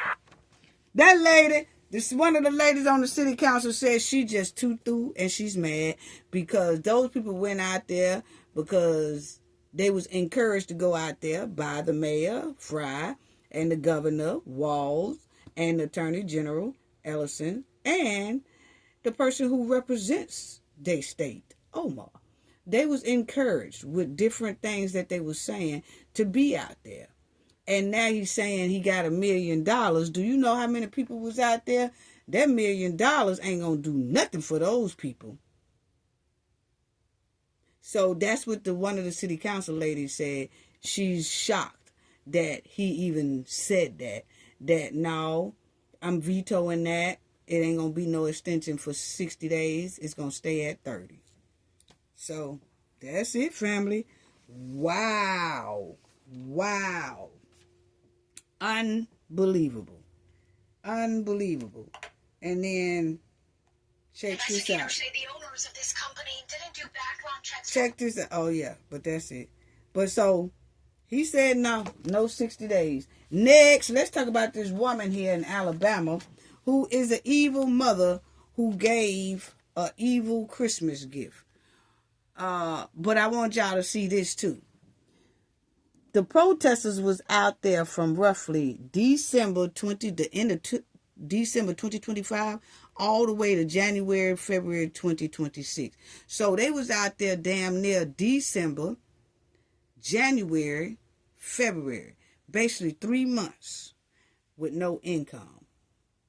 Abandoned their jobs or didn't go to work. Or we don't know how they called in, what excuse they used not to go to work. And some of them were supposed to be at work, whatever. But the point is, they are saying because they was out there protesting, they are now getting eviction letters and they can't pay their rent. Okay? Point blank period. So they was out there all that time cutting up with ICE when the whole time they knew they should have been at work so they could pay their bills and pay their rent and pay their car note and all that stuff, but they didn't. Anyway, let's talk about this evil mother down here in Alabama, okay? Now, this woman here deleted this poor baby, and she did it Christmas Day. This past Christmas, December, she deleted this baby.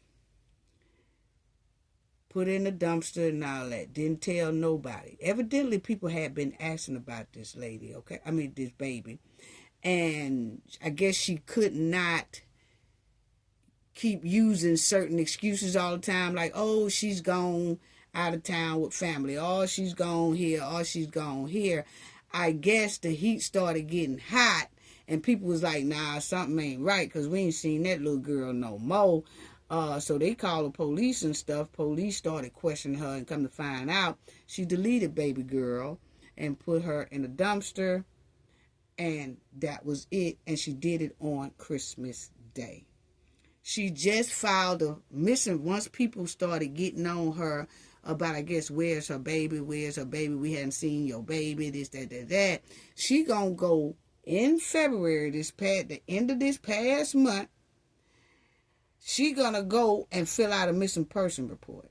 What? And say that the little girl missing, but she don't know where the little girl at. She done deleted this baby in Christmas Day. What a messed up Christmas gift to give a child. To delete them. She got to be the most demonic soul. The most demonic soul. Wow. And this chick here, man, unbelievable family. She has Latino roots. A scene where I did look into her background. She has Latino roots in California. It's given that she came to Alabama when she was young with her grandmother. Okay, we're talking about the mom. Okay, it's given that she came like she was born everything in California, because that's where all her roots at. It's Latino roots. They live in a Hispanic community in California. Okay, the majority of her family. And it's given that her grandmother left California and brought her with her. And they came and moved into Alabama in the late 90s. Okay? Straight demonic. Now, she's 33 years old and deleted this baby. Y'all check out the story on this baby girl right here. But as y'all will see, it says mother charged with a 3-year-old deleting her 3-year-old. Her baby girl name was Genesis Reed. Okay? So it says on what would have been Genesis Reed's 3rd birthday, Enterprise Police Chief Michael Moore announced the girl's mother, Adrian Reed, has been arrested, and they have arrested her, and they charging her with capital deletion and abuse of a court and deleting her missing 2-year-old. Now, the little girl would have turned 3 just a couple of days ago if she was here. Okay? Unbelievable. Check out this right here, family. Wow. Right, Lanice and Cameron, police say a neighbor's camera captured video they believe is the break in this case. This tragedy has shaken the Coffee County community as neighbors held on to hope for weeks for the little girl's safe return. And tonight, some of the new details in this investigation are extremely disturbing. We have reached the heartbreaking and horrific conclusion that her mother, her caretaker, the one that should have been there to keep her safe, willfully murdered Genesis and placed her in a duffel bag and discarded her in a dumpster. Tonight, heartbreaking grief gripped the Wiregrass region. At a press conference this afternoon, Enterprise Police Chief Michael Moore delivered devastating news. He says Genesis Reed, the 2-year-old reported missing on February 16th, is now believed to have been murdered by her own mother, Adrian Reed, on Christmas Day. Detectives obtained camera footage from a neighboring resident showing Adrian walking toward the apartment complex dumpster with a rolling duffel bag at approximately 11:30 p.m. on Christmas night. Moore says video. So on Christmas night, she was seen rolling the duffel bag out of her apartment, and they said the little girl was in there, and then she took the duffel bag and threw it in the dumpster. Well, when the trash people came and got the dumpster, so now they are in the waste field where that dumpster normally dumps all their stuff at. Now they are in the waste field trying to find something, at least a little something from this little girl. But remind you, this was on Christmas night when she did this. It was then February when the girl reported the child missing. Then it come to find out she did something to the baby because they looked at surveillance cameras around the area, okay? And it shows her discarding of a lot of the toys and all that stuff in that dumpster, okay? That was in Christmas of December. So you got January and February. Now it's March. Man, I don't know. The Alabama law enforcement is working hard in Enterprise to try to find just a little piece of something, but that's been like 3 months ago. But God working mysterious ways, so you never know, and they still looking right today, family, okay? But she's being charged with capital deletion, and I'm going to tell you right now, Alabama ain't nothing to play with when you go to messing with the kids. Footage from 2 days later shows Adrian returning to that same dumpster, this time with toys and other belongings believed to be Genesis's. Adrian is now charged with capital murder and corpse abuse. She's already faced charges for making false statements to officers when reporting her daughter missing from their home on February 16th, more than a month after the alleged murder. During the investigation, the community came together, holding a candlelight vigil and hoping for Genesis' safe return. Authorities say her body has not been found, but Coffee County Sheriff Scott Bird says they're planning a massive search of the landfill where investigators believe her remains may be. Bird says multiple agencies will assist, using specialized equipment to search the area. This search is going to be methodical, but we're not going to waver at any point looking for her. Fighting back tears, Moore says after thousands of investigative hours, pursuing nearly 100 leads, and with more than 75 law enforcement officers directly involved, this is a devastating outcome to a case that's rocked the community. Yes, it has. So that's what she's being charged with, family. I could tell you right now, Alabama has quickly pushed for the D penalty for this demonic mother. Yes, they have. And she will be doing sun up to sundown hard labor in that Alabama prison. And she will have to keep her head on the swivel in that female prison because, baby, deleting the kid is a no-no. Baby, she gonna have a hard time in there. And when I say that they gonna have her doing all type of hard labor, most likely they gonna have her in a waste field, just like baby girl ended up in, that little baby ended up in. They gonna most likely have her in some type of waste field, cleaning up waste in the waste field. Yes, during her years in prison. She gonna have a rough time until that D penalty come up for her. But those are all the charges she has. They had this missing billboard up for a long time trying to find that baby girl. Like we said, she was lying. The mother was lying to the police and had the nerve to do this on Christmas night. How evil and demonic. Rest in peace to that baby girl. They still out there searching for the baby girl in the waste field, and I don't know, but that was an automatically D penalty in the state of Alabama when you do something to a child, okay? That's the way the Governor Ivory has it, okay? She has presided over 25, with capital deletion, you know what I'm saying? And it says that she has signed legislation allowing the D penalty as a possible punishment for those convicted of tricycle chasing kids and torturing kids and all that and deleting kids. You automatically go up for capital deletion and the D penalty. I don't know what was on this here 33-year-old girl mind, but I tell you what, she in a world of trouble. She'll never see daylight again. Point blank, period. Rest in peace to this little baby girl, man. Now, let me say this and then I'm going to close out. This man right here, illegal immigrant, he has 30 dangerous prior offenses. He was an illegal immigrant in Virginia, in a sanctuary city, to where he was arrested 30 times for some dangerous offenses, and he kept being let out. They said they was letting him out real quick before ICE can get to him, okay?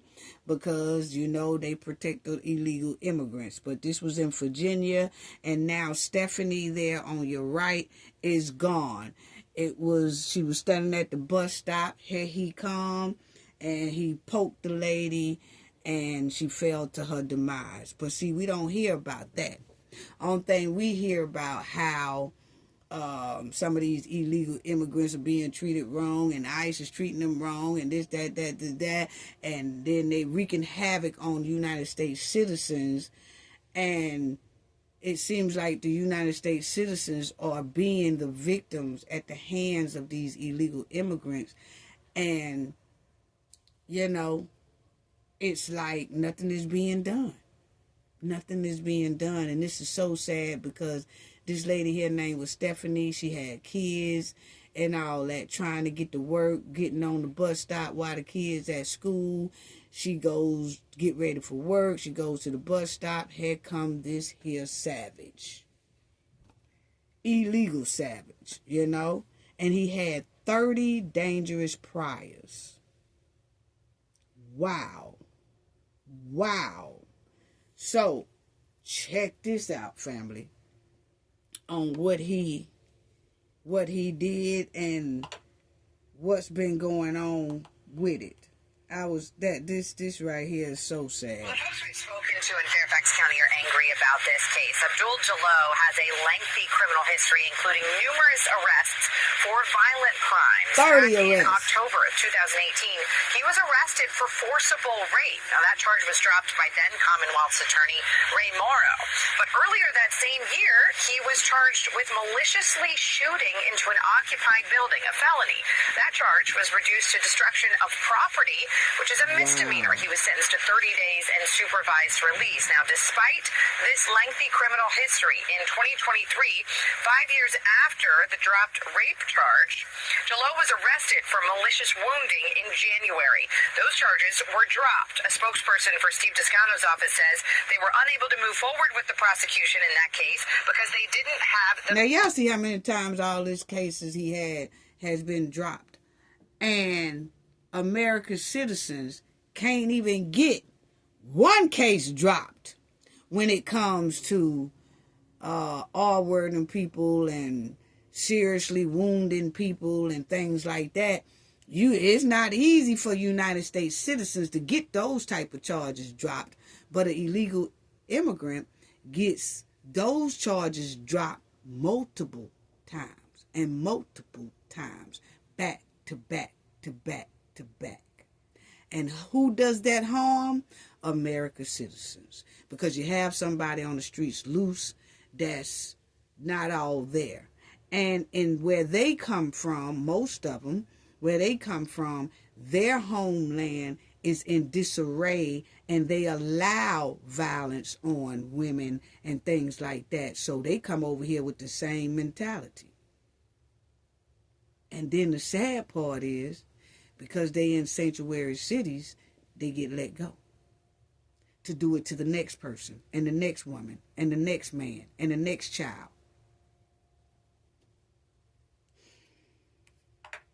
Victims' participation. Less than a month later, Jallo was arrested for aggravated malicious wounding. The charges were reduced, and he was given 2 years and served less than 1 year. A spokesperson for Toscano's office said, "Our office convicted the defendant of a 2023 malicious wounding charge, and we have since made every effort to hold him accountable each subsequent time that he has come in contact with the criminal justice system, including asking him to be held pre-trial and on a probation violation." Sean Kennedy is president of Virginians for Safe Communities and lives in Fairfax County. He says the Commonwealth's attorney has prosecuted multiple violent criminal cases without victim participation, and this is just the latest excuse, he says. We truly something that everyone knew was going to happen eventually, and now it has. So there's no excuse coming from the Fairfax County Commonwealth's Attorney's Office that's good enough. But he's filled with them. Steve Descano, has an excuse for every day that it's why. And this is yet another example of where we get nothing but blame shifting when there's finally a time to take responsibility for a failure and learn and do better. Tonight, Virginia's governor responding. And they say that this here man, because he had all those arrests and prior, said that the police department was bringing up alarm. Like, why do we have to keep letting this man here go? Because they're a sanctuary city. This man here is violent. It's just a matter of time before he seriously injures somebody till they come to their demise. And that's exactly what happened. As y'all see, a man accused of poking and deleting a 40-year-old woman at a bus stop in Alexandria was in the country illegally in Virginia. This is in Virginia. Okay? Completely failed Stephanie. Wow. Because they said if he had been locked up, ICE alerted, ICE come pick him up and ship him back to his homeland, Stephanie would have been here. Because remind y'all, he done been arrested 30 times. After the second time, they had to let ICE come get him and let ICE ship him back. Then those other offenses wouldn't have never happened, and Stephanie's deletion wouldn't have never happened. So as you see, the illegal immigrant with more than 30 priors arrests, then deletes Stephanie. Okay? Wow. Wow. Check this out. Governor Spanberger firmly believes that violent criminals who are in the United States illegally should be deported by immigration enforcement. DHS should request a signed judicial warrant to ensure this violent criminal is deported. Now, when we asked Descano's office about reducing the charges in 2023, they said malicious wounding was the conviction, which reflects the facts of the case. Okay, so you see that the governor of Virginia is trying to say, well, we had him and ICE wouldn't never come pick him up. They're making all kind of excuse. Yeah, we do cooperate with ICE. We do make sure that when they get arrested that we contact ICE, and ICE just don't come get them. And so, they be let go. Well, how do they be let go when this man here clearly should have been in jail for about 15, 20 years. That's enough time for ICE would have been came and got him. But if you getting them, booking them, letting them do about 30 days and let them go. But within them 30 days, you don't say nothing to ICE till about the 29th day. The 29th day you call ICE and say, yeah, we got him. By the time, and then he gets let out the next day. So when they tell ICE he here, then they release him. Then when ICE come, they say, oh, he gone. This been happening in a lot of sanctuary cities, and it's sad. It's heartbreaking. Wow. So, check out how they play in our face and say, oh, it's ICE's fault. And I'm going to show y'all an article in a minute. Bus stop.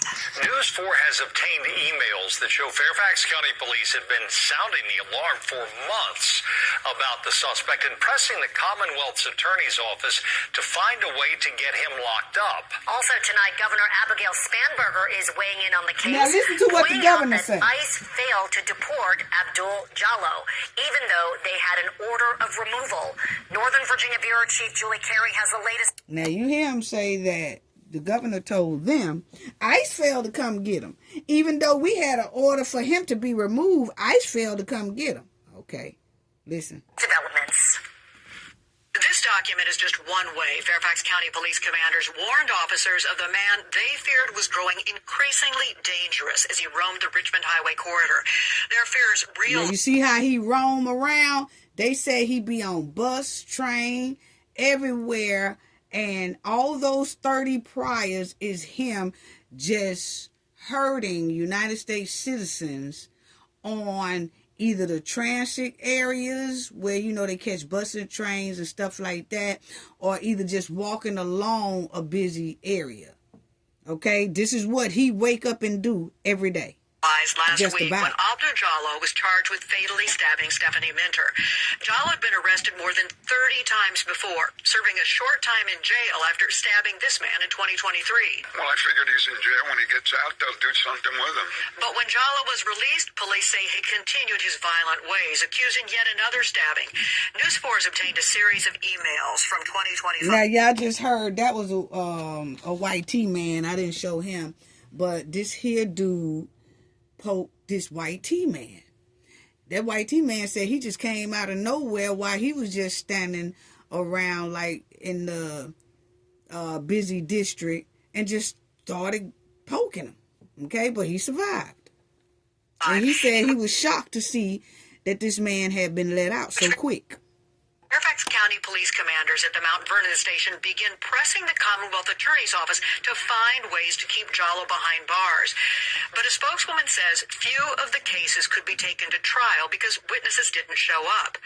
After Jallo violated probation last year, instead of serving the rest of a 5-year suspended sentence, he was released, triggering... Okay, a lot of them say that witnesses didn't show up, but then you had some witnesses that were saying they never got letters to come to court. Okay? But the bottom line is, family, that as y'all see, he had a terrible record. Yes, a terrible record, illegal, and check it out. Virginia was also protesting ICE. So when you hear the governor of Virginia saying, oh, we cooperated with ICE. Oh, ICE never did come get them and all that. Well, they were having protesters to stop ICE for even picking illegal immigrants up, which was driving. And this right here, they protest intensified in Virginia in early 2026. That was January, February, March. They was making sure that they don't want to cooperate with ICE. Okay? At all.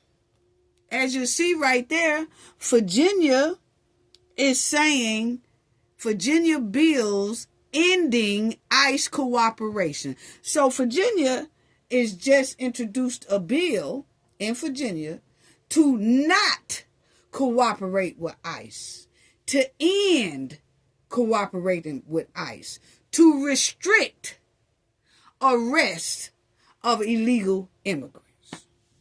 But you heard them give the excuse because Stephanie done fell to her demise. Now they trying to say, oh no, we cooperate with ICE. What that right there say, family? See, that's what I'm talking about people playing in our face.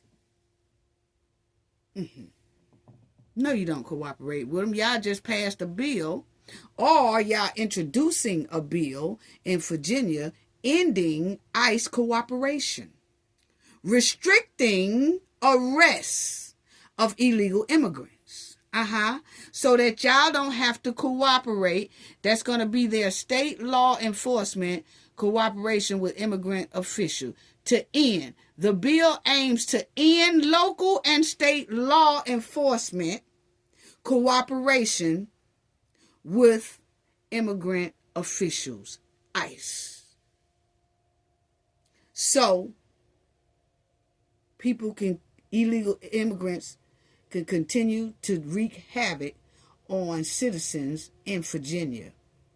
And when ICE come, they will get no cooperation, especially if this bill passed. Because it says Virginia bill ending ICE cooperation.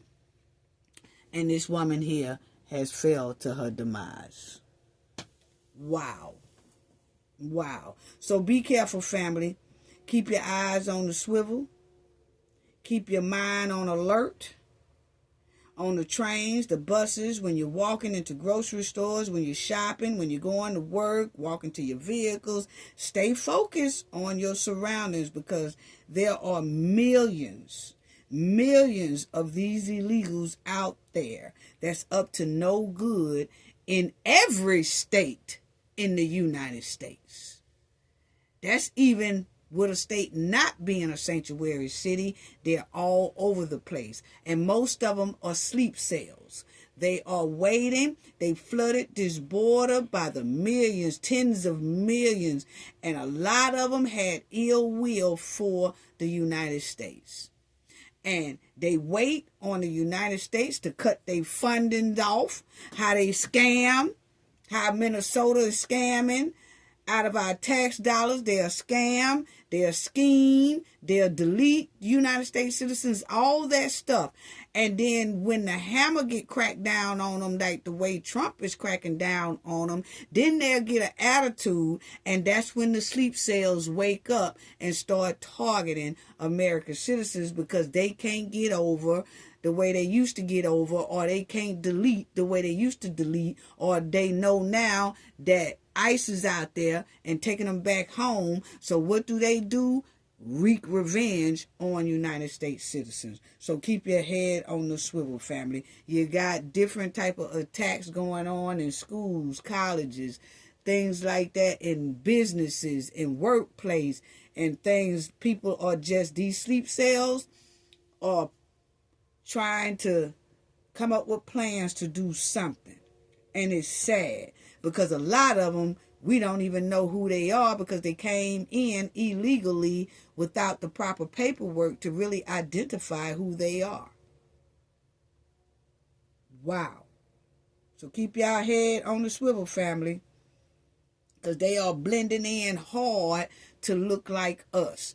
If you look at this man here, a lot of people wouldn't have even thought he was an illegal immigrant. They'd have thought he was a black man. See, that's why it's very important to let people know who is who. Because a lot of the crime was being dumped on black Americans. Like, people would say a long time ago, they'd have said quickly, this black man deleted this here white tea woman. No. He's an illegal immigrant. He's not even from here. They say he's from way over there in Africa somewhere. He's that. But if you look at him, and if I guess he don't open up his mouth and talk, you would think he was just a regular black man, black American, but he's not. So then that makes our crime rate goes up.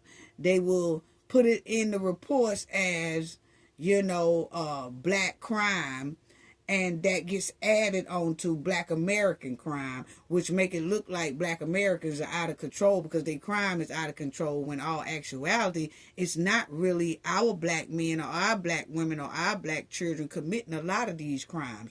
They are from another ethnic group, just have brown, tan, dark skin like black Americans. So you have to say, hey, this is not a black American man. This right here is an illegal immigrant. And he's been here for a long time. They're saying about a decade or so. He's been here. Came in illegally. Wreaking havoc. Wow.